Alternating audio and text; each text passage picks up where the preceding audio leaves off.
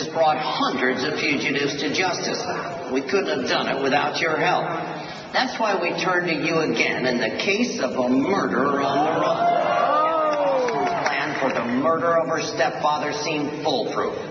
Austin, as arson investigators in Iowa later discovered, had cut a gas line in the building where Wayne Jansen ran a modest plumbing company.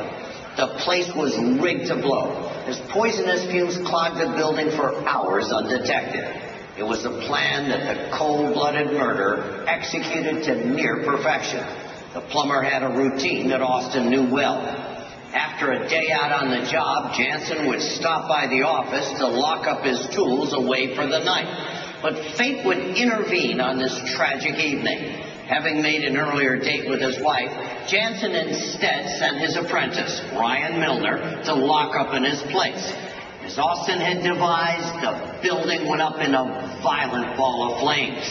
But it was Ryan who would perish inside, instead of her intended target.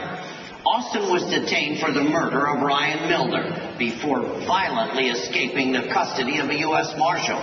She remains on the run to this day. Federal authorities consider her armed and very dangerous. So if you have any information as to Austin's whereabouts, please call our hotline. Let's bring this heartless killer to justice. Remember, you can make a difference.